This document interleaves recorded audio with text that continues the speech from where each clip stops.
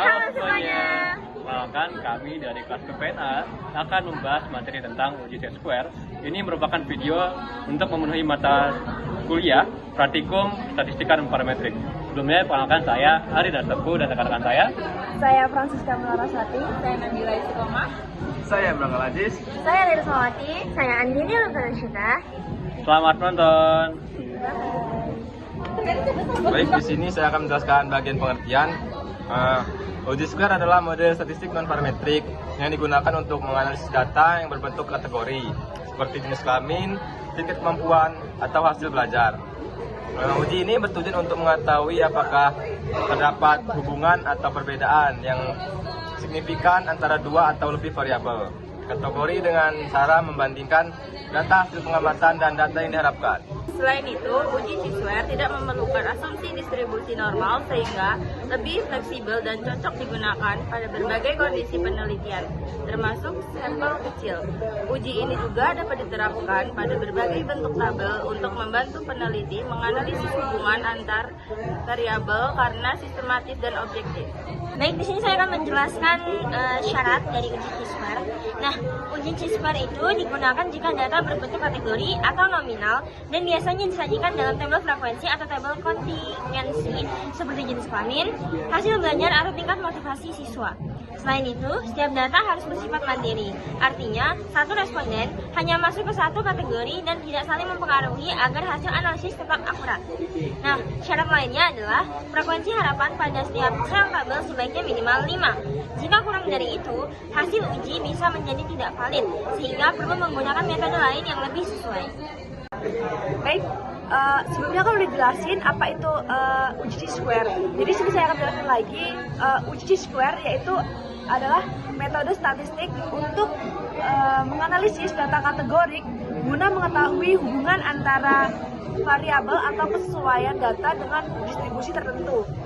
Nah, di sini ada beberapa, yaitu yang pertama menggunakan data kategorik atau nominal. Jadi uji ini itu menggunakan data berupa kategori seperti jenis kelamin atau tingkat pendidikan yang disajikan dalam tabel frekuensi atau kontingensi. Yang kedua itu berdasarkan perbandingan frekuensi. Yang ketiga termasuk uji non parametrik. Yang keempat itu menggunakan data sampel acak. Dan yang kelima itu memiliki syarat frekuensi harapan minimum. Nah, jadi di situ kayak setiap sel table harus memiliki frekuensi harapan minimal sekitar 5 agar hasil uji itu akurat. Nah, yang keenam itu digunakan untuk menguji hubungan atau kesesuaian. Dan yang ketujuh yaitu hasil uji berupa nilai X kuadrat atau signifikansi. Teman-teman, di sini akan saya bahas tentang kasus yang kami bawakan, yaitu seorang peneliti ingin mengetahui apakah distribusi pilihan warna putih, hijau, dan kuning pada 12 responden sama atau tidak. Data yang diperoleh, putih itu 3 orang, hijau 4 orang, dan kuning itu 5 orang. Untuk hipotesisnya, K0 itu distribusi warna sama dan proporsi sama untuk semua orang. Sedangkan satunya, hipotesis itu warna tidak sama. Oke teman-teman, kita langsung aja buka SPSS. Di sini sudah ada 2 variabel, yaitu nama dan warna. Jadi langsung aja kita buka analyze. Nah, di sini teman-teman kita buka aja untuk non parametric test. Nah, di sini sudah ada regresi dialog. Nah, kita tekan aja teman-teman. Nah, di sini juga ada pilihannya tadi. Itu ada T-square. Nah, kita buka aja. Nah, di sini ada warna itu kita masukkan ke tes variabel uji.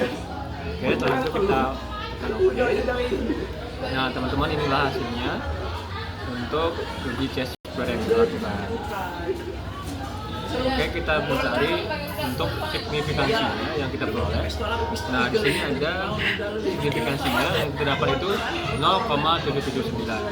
Jadi teman-teman, untuk menghitung hasilnya adalah 0,05 itu kita peroleh dari SPSS. Nah, untuk kesimpulannya 0,05 lebih besar dari 0,779, maka K0 kita terima. Baik, di sini ada kesimpulan uji T-square adalah metode statistik non-parametrik yang efektif untuk menganalisis hubungan antara variabel kategori dengan menggunakan data kategorik dan membandingkan frekuensi observasi dengan frekuensi harapan. Uji ini membantu peneliti memahami pola dan hubungan dalam data. Uji T-square memiliki beberapa kelebihan seperti tidak memerlukan asumsi distribusi normal dan dapat digunakan untuk data kategorik. Selain itu, uji ini juga dapat digunakan untuk menguji hubungan antara dua atau lebih variabel kategori serta menguji kesesuaian data dengan distribusi tertentu. Terus, dalam penelitian uji T-square, syarat berguna dalam mengidentifikasi hubungan antar variabel dan membuat keputusan berbasis data. Dengan demikian, uji ini menjadi alat yang sangat berharga dalam analisis data kategori, terutama dalam bidang sosial, pendidikan, dan kesehatan. I just had to let you know you're